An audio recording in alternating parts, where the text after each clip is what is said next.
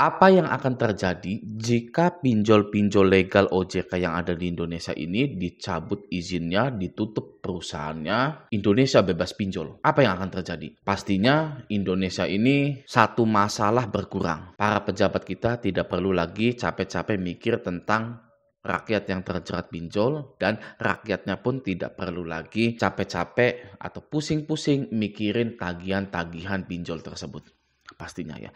Nah, namun setelah pinjol-pinjol ini di bumi hanguskan, kalau menurut saya akan ada bertebaran pinjol-pinjol ilegal.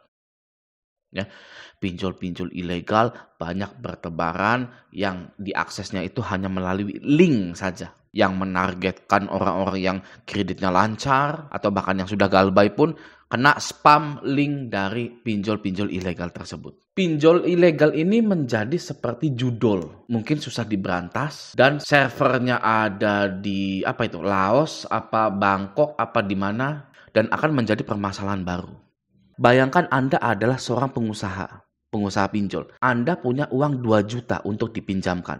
Kalau Anda itu pinjol ilegal, maka Anda akan mendapatkan 2.800.000 hanya dalam waktu seminggu sampai 2 minggu. Ya, karena Anda ilegal. Masih banyak orang yang takut akan gagal bayar di pinjol ilegal itu. Sangat enak sekali ya, kalau dari kacamata pengusaha, enak. Tapi kalau dari kacamata yang legal, Anda modal 2 juta, kembali 2.800.000 itu tidak bisa dalam seminggu 2 minggu.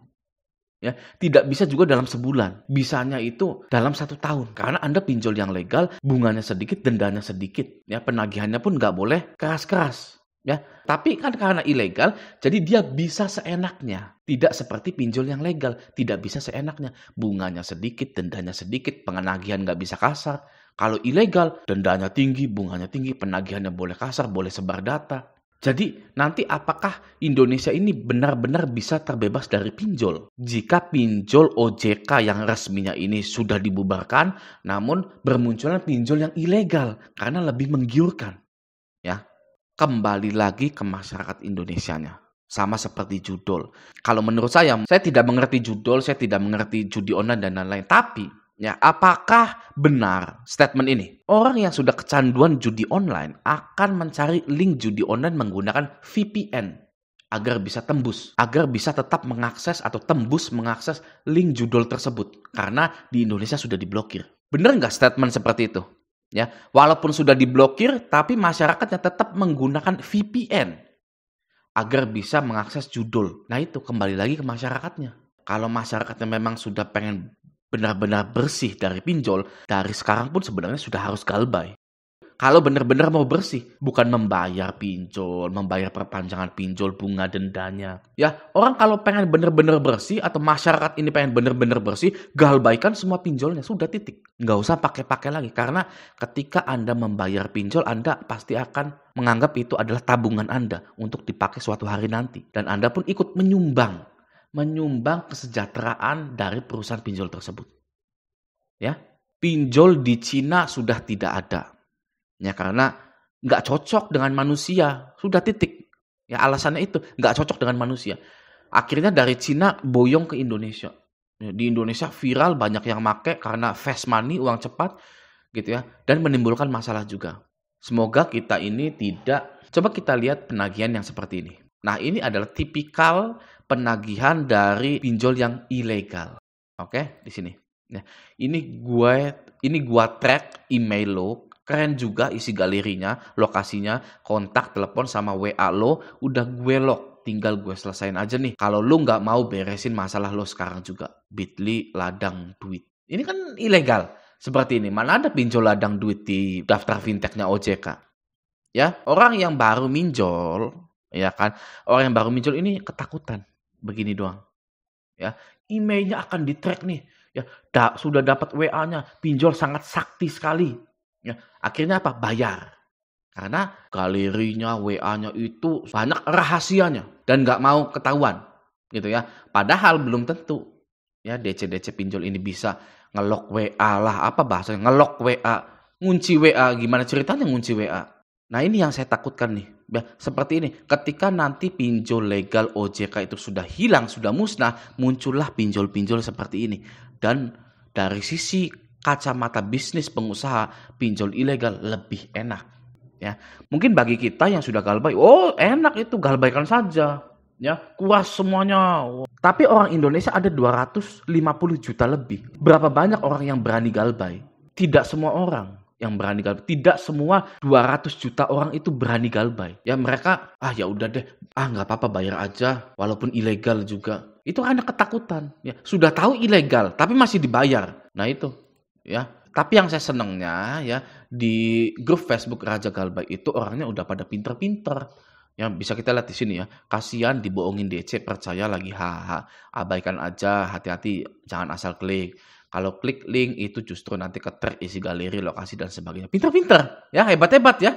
Kalau di grup Facebook Raja Galbay itu, bos, isinya 95% itu pinter-pinter semua. Ya 5%-nya newbie yang baru bergabung. Orang-orang yang seperti ini, yang sudah pinter-pinter itu yang sudah galbay. Gitu ya. Nah, anak muda yang umurnya 18 kerja jadi kasir itu kemungkinan akan terjerat pinjol. Kerja jadi admin akan kemungkinan terjerat pinjol. Banyak pokoknya. Itu namanya regenerasi konsumen pinjol. Ya, Anda dan kita semua itu adalah orang-orang yang beruntung karena sudah galbay, sudah tidak terjerat oleh pinjol lagi, sudah tidak tertipu oleh pinjol lagi.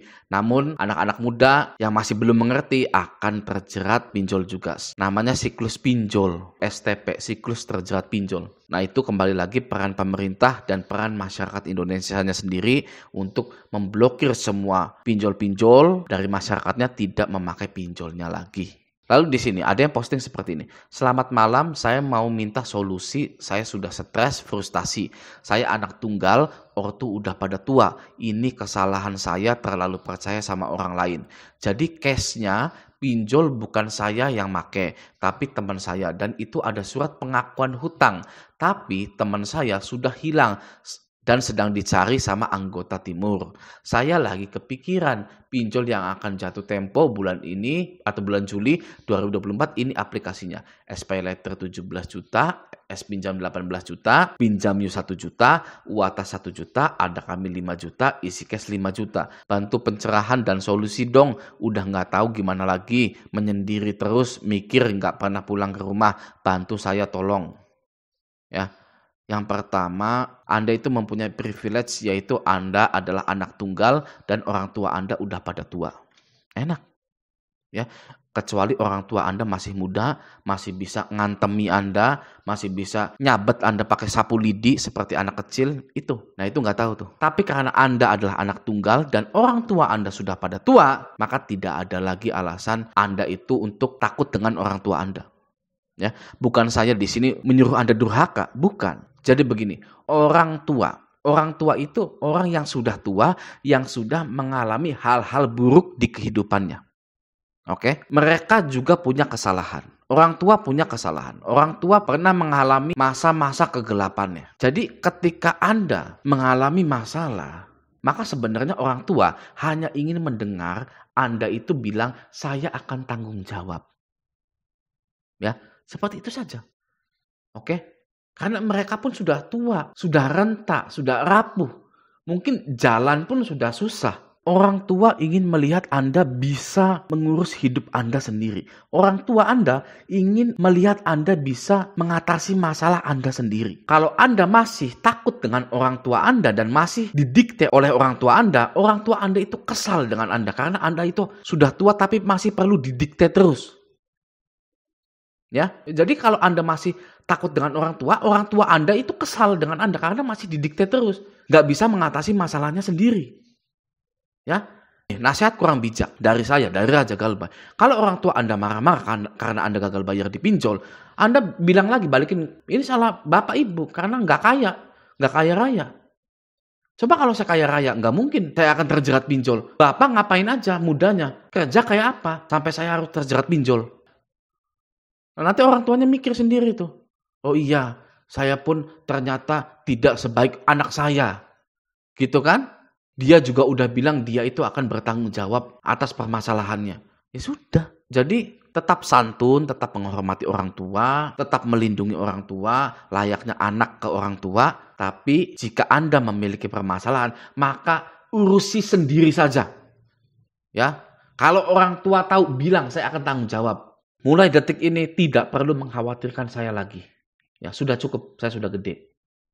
Oke? Nah, jadi untuk Mas Dimas Saputra yang pinjolnya itu dipakai oleh temennya gitu ya, mulai perlahan-lahan ikhlaskan. Karena apa? Karena Anda terlalu gampang percaya pada manusia di zaman 2024 ini. Ya, konsepnya seperti ini. Anda kalau ngutangin orang 100.000, 200.000, 300.000 ke orang, itu jangan pernah menganggap uang itu akan balik. Anggap uang itu adalah ngasih uang ke orang itu. Maka dari itu, ke depannya jangan pernah lagi ngutangin orang. Karena tidak akan balik. Oke, nah semoga video ini bermanfaat. Sampai jumpa di video selanjutnya.